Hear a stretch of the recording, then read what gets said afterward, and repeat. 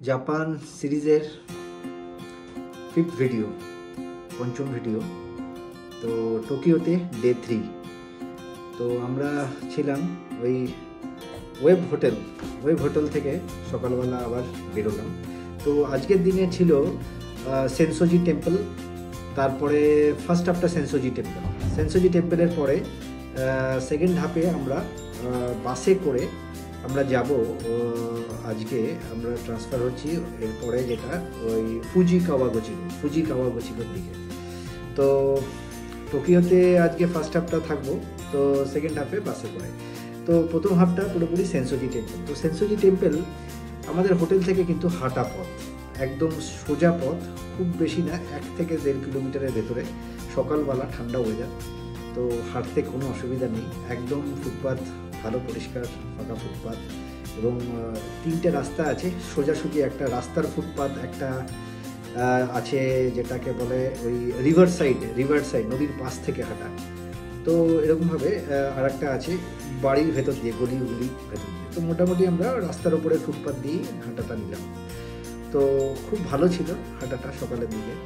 তো হেঁটে আমরা সেনসোজি টেম্পলে পৌঁছালাম। তারপরে ওখানে আজকের ভিডিওতে আপনারা পাবেন অনেক ভালো ভালো লাইভ মার্কেট রিভিউ। মার্কেটের যেসব সেনসোজি টেম্পল যে ছোটো ছোটো মার্কেট আছে, পুরো মার্কেট প্লেস ওটা একটা। সেনসোজি টেম্পলের সামনে অনেক মার্কেট, অনেক দোকান, সেগুলোর পুরো বিশ্লেষণটা পাবেন পুরো ভিডিওতে। তো শুরু করা যাক আজকের দিনের ভিডিওটা দেখতে বাকিটা।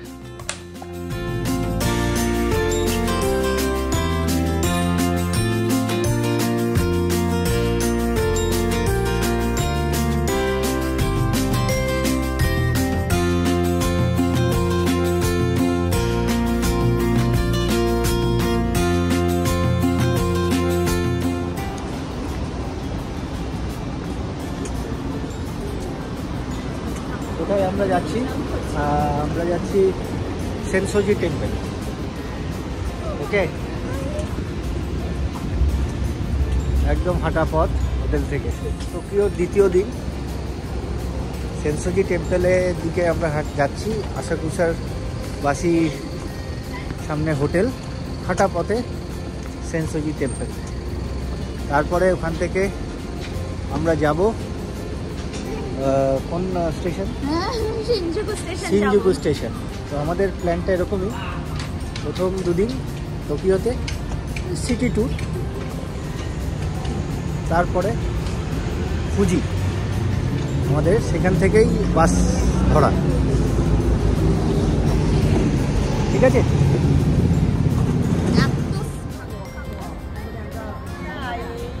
রাস্তার উপরে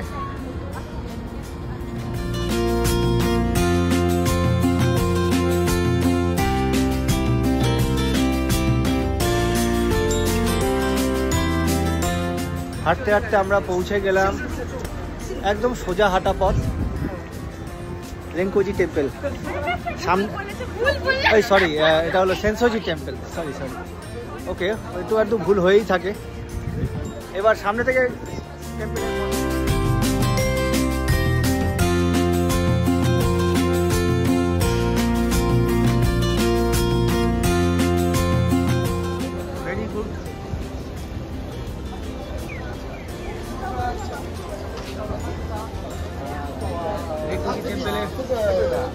সামনের দিক অপূর্ব জাপানি স্টাইলের মন্দির।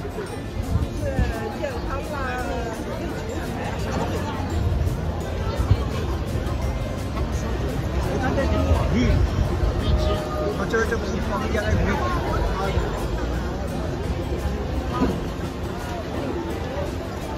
আচ্ছা, এখানে সবাই যে যার মতন করে ফটো তুলছে। সুন্দর জাপানি স্টাইলের মন্দির।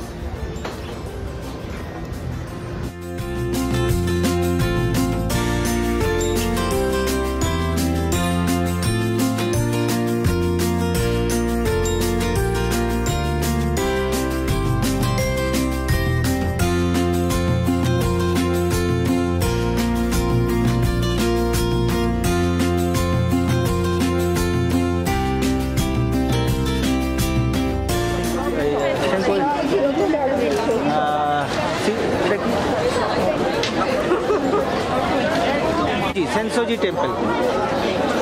সেনসোজি টেম্পল খুব সুন্দর তার ভেতরের পরিবেশ, লম্বা রাস্তা, হাঁটা পথ, গেট অপূর্ব সেই জাপানি স্টাইলের প্যাগোডা স্টাইলের মন্দির।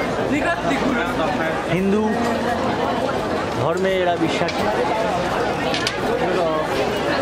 জাপান আমাদের পুরনো বন্ধু, ভারতের পুরনো বন্ধু জাপান, সবাই জানেন নিশ্চয়ই। ভারতীয়দের জাপান বন্ধু মনে করেন। তো দ্যাট আমাদেরও দায়িত্ব সেই বন্ধুত্ব এগোতে থাকা যাক। হকারের দোকান, অনেক সুন্দর জিনিসপত্র পাওয়া যাচ্ছে, দাম কিন্তু ভালোই। ছোটোখাটো জিনিস, একদম ছোটোখাটো ধরু বলতে পারেন একটা 800 কার্ড একটা পাওয়া যাচ্ছে, 800 ইয়েন, 1300 ইয়েনের খেলনা। দাম কিন্তু ভালোই, ইন্ডিয়ার থেকে বেশি অনেকই। ছোটোখাটো চাবির রিং 400 ইয়েন, চাবির রিং 450, 500 এরকম। ব্যাগ 500, মানে মোটামুটি ধরতে পারেন 500 ইয়েন থেকে ছোটোখাটো জিনিস শুরু। একটু বেশি দামি হলেই দাম চলে যাচ্ছে তার বেশি। কস্টলি সব কিছু, ইন্ডিয়ার থেকে দামি। ছোটোখাটো মানি ব্যাগ যেমনি 2500 ইয়েন, মানে এটা আপনি মোটামুটি হাফ করে রাখতে পারেন ইন্ডিয়ান মানিতে যদি কনভার্ট করেন, মানে হাফ না হলে 0.6 ধরে রাখতে পারেন। আইসক্রিম, একটা আইসক্রিমের ছোটো 380, মানে গিয়ে ইন্ডিয়ান মানিতে ধরুন 60, 170, 80 এরকম। অনেক জিনিসের দোকান এখানে চারিদিকে দেখছি, সুভিনিয়ার প্রচুর। 75 ইয়েন, এটা দেখছি খুব কমের মধ্যেই আছে। দেখি একটু যে ভালো জিনিস হলেই অনেক দাম হয়ে যাচ্ছে। চাবির রিং 400 ইয়েন, ছোটোখাটো সুভিনিয়ার প্রচুর দাম।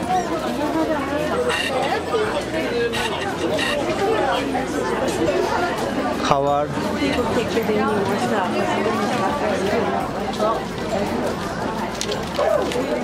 এখানে দেখছি কি আছে, দেখি এইসব জায়গা। আমার এই খাবারের দোকান, জুস, দাম মোটামুটি বলছি।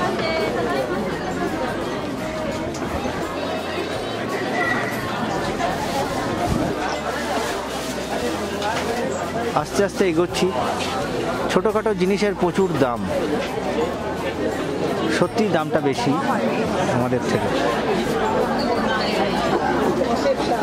ছোটোখাটো জিনিস মিনিমাম 500, 700, 800 ইয়েন, যেটা মানে হলো যেমনি একটা ছোট্ট 750 বলছে। চাবির রিং সেটা তো 550 থেকে শুরু, 400। ছোটোখাটো চাবির রিং 400।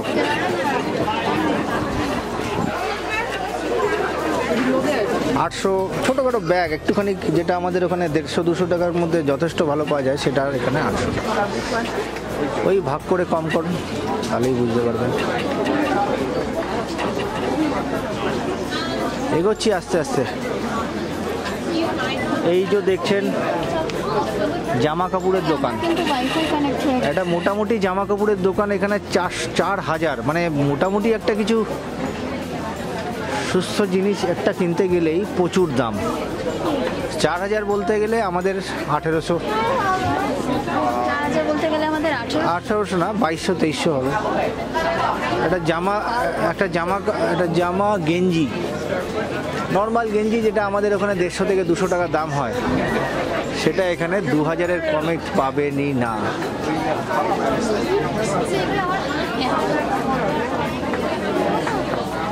টুপি, একটা ছোট্ট টুপি, কত আর দাম হবে?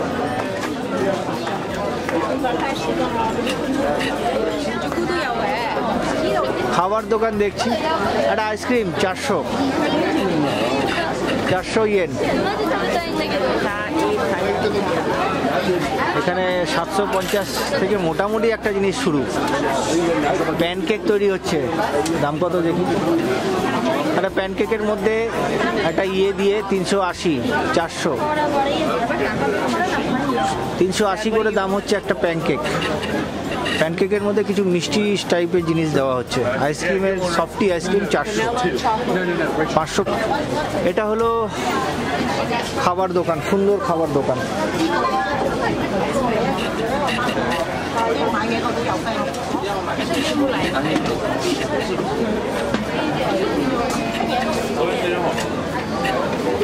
বিলটা নিয়ে যেতে হবে। এদিক ওদিক ঘোরা হচ্ছে কিন্তু আসল জায়গা পাওয়া যাচ্ছে না। হ্যাঁ, বহু কষ্টে একটা 400 ইয়েনের আইসক্রিম তোলা হলো। মিষ্টির দোকান, ছোটোখাটো মিষ্টি, মোটামুটি স্টার্টিং 173।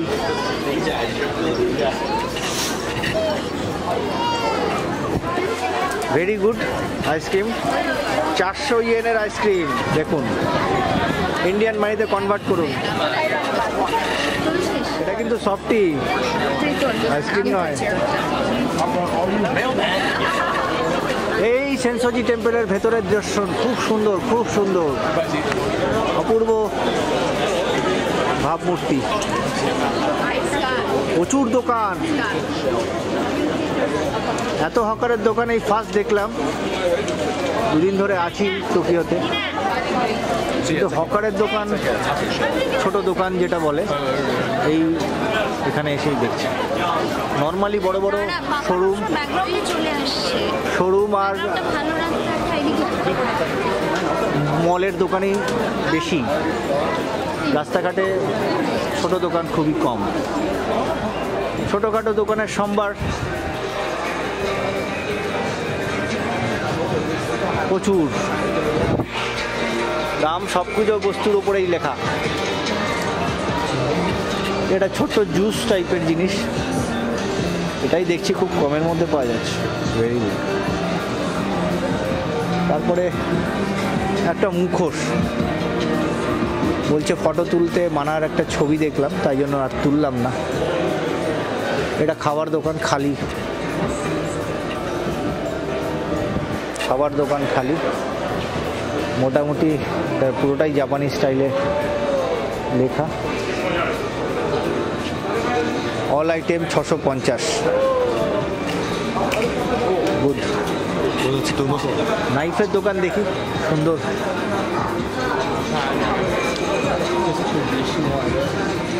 ট্রেডিশনাল দোকান, 500টা কত? ছোটোখাটো জিনিস। হ্যাঁ, আসছি। না, এটা সুন্দর নাইফের দোকান। এখানে জাপানিজ পিওর স্টিলের নাইফ।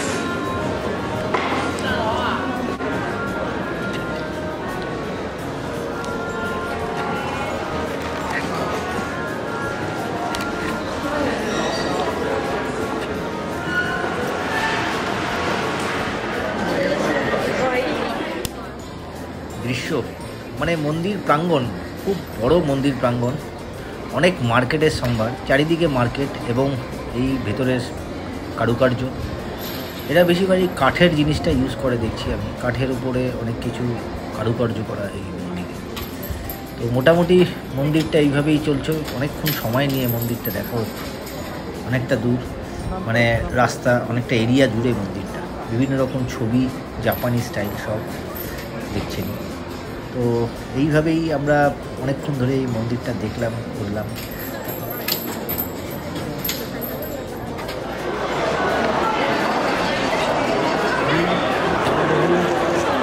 জমজমাট একদম। আর এই সবাই এখানে পয়সা ফেলছে, বেশ সুন্দর জায়গা, দক্ষিণের জায়গাটা খুব কয়েনের আওয়াজ, এইভাবেই মানে খুব জমজমাট। তো অনেকক্ষণ সময় নিয়ে মন্দিরটা দেখা হয়, বেশ বেশ সুন্দর।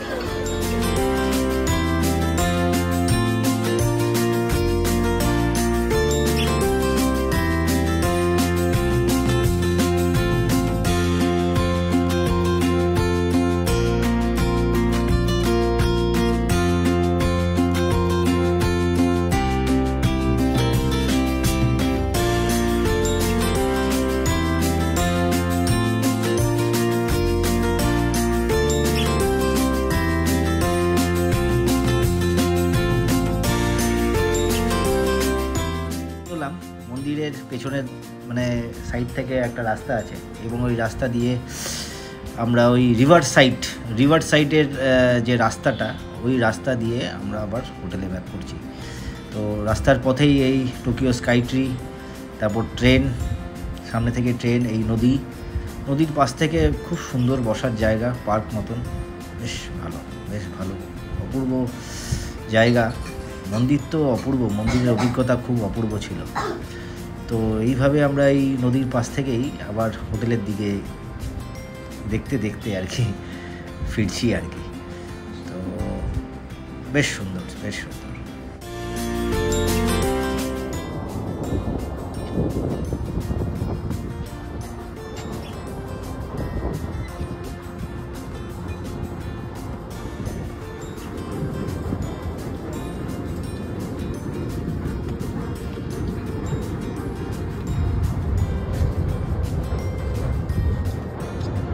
আমরা রিভার সাইডের রোড দিয়ে হেঁটে আমরা হোটেলে পৌঁছালাম। হোটেল থেকে আবার বেরোলাম সমস্ত লাগেজ নিয়ে শিনজুকু স্টেশন। এই দেখুন আশাকুশাবাসী থেকে শিনজুকু স্টেশনের ম্যাপ। তো ওখান থেকে শিনজুকু স্টেশনের পৌঁছে গিয়ে যেরকমভাবে এর বিবরণ দিয়েছি আমি আগের ভিডিওতে, তো এইভাবে শিনজুকু স্টেশন পৌঁছাবার পরে এটা বড় বাস টার্মিনাস, খুব ভালো। এইবারে বাসে উঠলাম।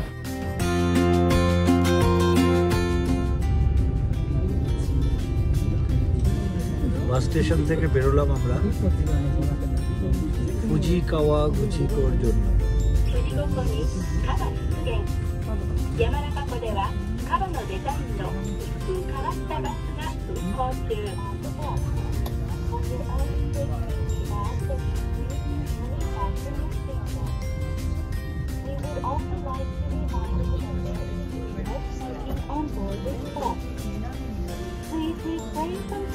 শিনজুকু বাস স্টেশনটা একটু দেখাও তো।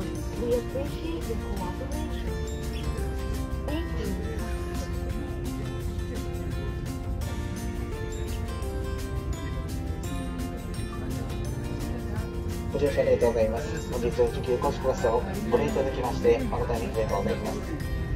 全店で十分注意してまいりますが、ご申しのため急停車することがございます。車内でご防止のためシートベルトの着装にご協力お願いいたします。手順庫に集めてまいりますが、道路状況により多少遅れる場合がございます。あらかじめご了承ください。ちょうど上の原から先、降車区間となります。ご利用お客様はお手伝いの出荷単でお知らせください。お知らせのない際は通過いたします。ご注意ください。また本日、新四車両集中工事による工事が行われております。到着時間大幅に遅れることがございます。ご注意ご了承ください。プラン車内でございますが、到着までゆっくりお過ごしください。বেরিয়ে এই সিটি ক্রস করে আর কি, সিটি থেকে বেরোচ্ছি আর কি, তার আগে এই সিটির বিভিন্ন রকম দৃশ্য অপূর্ব। একটা জিনিস বলে রাখছি, এই বাসের যে মানে যেটা হলো শিনজুকু স্টেশন থেকে ফুজির বাস ভাড়া, বাসের ভাড়া হলো 1800 ইয়েন বড়দের জন্য, আর বাচ্চাদের জন্য তো 900 ইয়েন হাফ টিকিট। ওটা ওই বাচ্চা বলতে ওই 11 বছর অবধি। তো এইভাবেই দৃশ্য দেখতে দেখতে এগোচ্ছি। তো বেশ ভালো, মানে পুরো সিটিটা দেখলে অপূর্ব অপূর্ব হাইটেক সিটি দেখলেই বোঝা যাচ্ছে, খুব সুন্দর।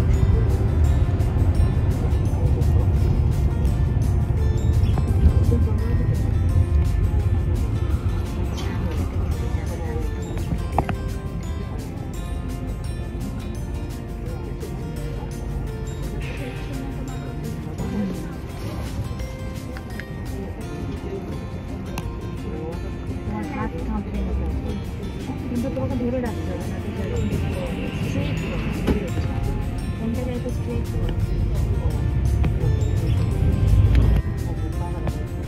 ছবিটা বন্ধ করে দিচ্ছি।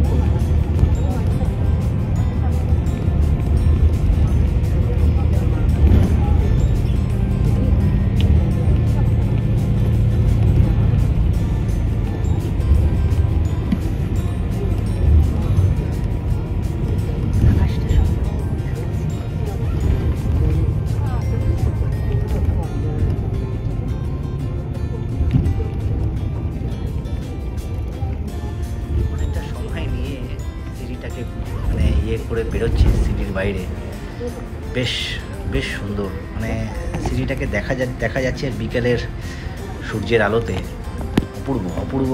এইভাবে আস্তে আস্তে মানে বেরোবার সময় একটু জ্যাম ছিল, জ্যামটাকে ওভারকাম করে বেরোচ্ছে।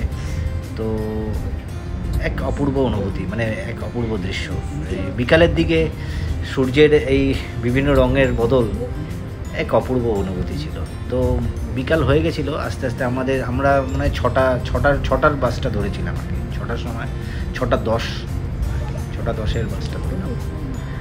তো 2 ঘন্টা লাগবে মাউন্ট ফুজি পৌঁছাতে। বেশ সুন্দর, বেশ সুন্দর।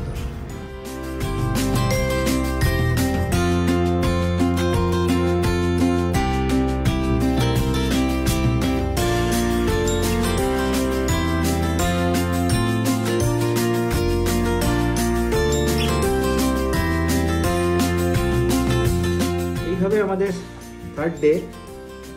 তো থার্ড ডেতে আমরা এই ওয়েব হোটেল থেকে বেরিয়ে হাঁটা পথে সেনসুজি টেম্পল, ফুটপাথ একদম সোজা পথ, বেশিক্ষণ না, ওই 8 ঘন্টা মতন হাঁটা, হেঁটে হাঁটা পথে সেনসুজি টেম্পলের সুন্দর পরিবেশ ছিল সেদিন, মানে ওয়েদার খুব সুন্দর ছিল।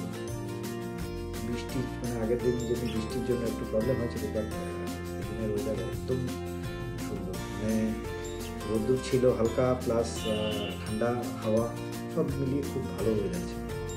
তো সেনসুজি টেম্পল খুব সুন্দর ঘোরা হলো। সেনসুজি টেম্পল বড় এরিয়া জুড়ে সেঞ্চুরি টেম্পল, তার মার্কেট রিভিউ, মার্কেট অ্যানালিসিস, এগুলো করার পরে অনেকক্ষণ ধরে সেঞ্চুরি টেম্পলটা আমরা ছিলাম, বেশ সুন্দর ছিল। তারপরে আবার সেই রিভার সাইড ধরে আমরা হোটেলে আসা।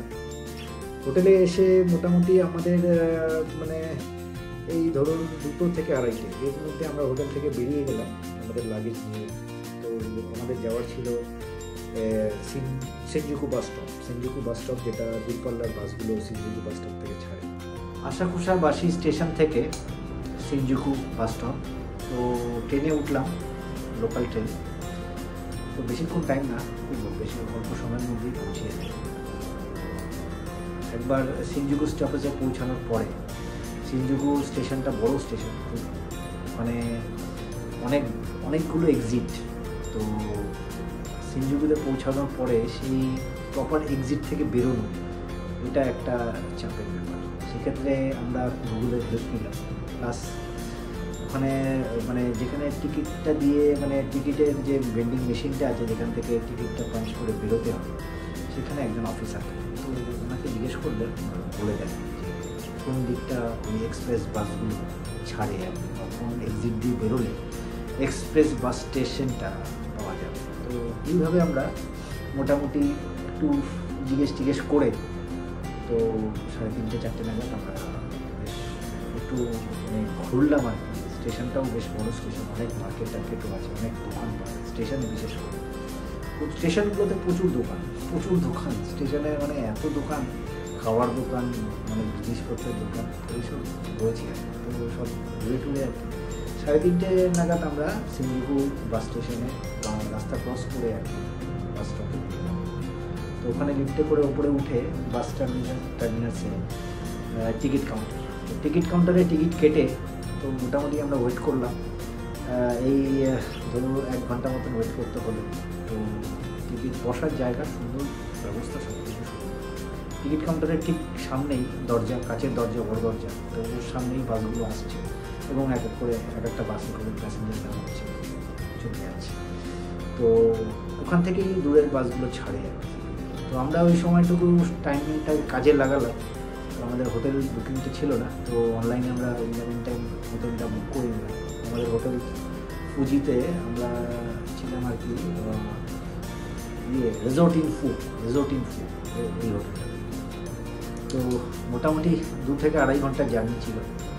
6টা নাগাদ বাসটা, ওটাই লাস্ট বাস ছিল। তো সারাদিন ধরেই বাস, ঘন্টাখানে 1 ঘন্টা অন্তর করে বাস চলে। বাসের টিকিটের প্রাইসটা সম্বন্ধে তো বলেইছি, বড়দের জন্য 1800 ছিল, আর ছোটদের জন্য হাফ টিকিট 11 বছর। তো বেশ ভালো ছিল আর কি, মানে বাস স্টপেজে বাসে টিকিট কাটা ওঠা বেশ সুন্দর, ব্যবস্থা খুব সুন্দর। তো 2.5 ঘন্টা মতন ট্রাভেল করার পরে আমরা পৌঁছলাম রিসোর্ট ইন ফু। গুগলে যে বাস স্টপ মানে আপনার হোটেলের পজিশনটা, সেটা কি ওই হাইল্যান্ড স্টপেজের আশেপাশে না ফুজি কাওয়াগুচি স্টেশনের আশেপাশে, দুটো মোটামুটি একই জায়গা তা হলেও অ্যাকচুয়ালি ওটা হলো হিল স্টেশন, এখানে লোকাল বা পাবলিক ট্রান্সপোর্ট পাওয়া যায় না, এটা একটুখানি ট্রিকি। তো রাত্রেবেলা ধরুন পৌঁছালেন, সেক্ষেত্রে আপনাকে যদি একটু বেশি বা দূরে পৌঁছে যান, সেক্ষেত্রে আপনাকে ট্যাক্সি নিতে হবে। তো ট্যাক্সি ফেয়ার কিন্তু খুব বেশি। যাই হোক, তো আমরা এইভাবে আমাদের একটু গন্ডগোল হয়ে গেছিলো। তা আমাদের হোটেল যেটা নিয়েছিলাম, সেই হোটেলটা ওই হাইল্যান্ডের কাছাকাছি, কিন্তু আমরা লাস্ট স্টপেজ যেটা, সেটা হলো ফুজি কাওয়াগুচি রেল স্টপ, সেখানে নেমেছিলাম। তো আমাদের একটু হাঁটতে হয়েছিল হোটেল অবধি যেতে, পাহাড়ি রাস্তা, একটু লাগেজ নিয়ে হাঁটাটা একটু চাপ। তো ট্যাক্সিও পাওয়া যায়, তবে ট্যাক্সির ফেয়ারটা একটু বেশি। আমরা যখন ব্যাক করেছিলাম হোটেল থেকে, তখন আমরা ট্যাক্সি করেই ব্যাক করেছিলাম পরের দিন। তো আমরা যে হোটেলে ছিলাম সেটা হলো রিসোর্ট ইন ফুও, যেটা হলো স্টেশন থেকে একটু হাঁটা পথ, ফুজি কাওয়াগুচি স্টেশন। তো হেঁটেই রাত হয়ে গেছিলো, 8টা 8:30 বেজে গেছিলো। যাই হোক, তো হোটেলে আমরা রেস্ট নিলাম। রেস্ট নিয়ে পরের দিন সকালবেলা খুব ভালো ভিউ পাবেন মাউন্ট ফুজির, পুরো হোটেল থেকে, মানে জানলা থেকে একদম মাউন্ট ফুজির ডাইরেক্ট ভিউ। তো এইভাবেই আমাদের 3rd ডে কাটলো। তো 4th ডেতে খুব ইন্টারেস্টিং, ওটা নিয়ে আসবো, সেটা হলো মাউন্ট ফুজি পুরো দিনে মাউন্ট ফুজি কাওয়াগুচি পর্যন্ত স্টেশন থেকে স্টেশনে পৌঁছে পারবো। তো এটা খুব ইন্টারেস্টিং। যাই হোক, এইভাবেই কাটলো আমাদের থার্ড ডে। Thank you.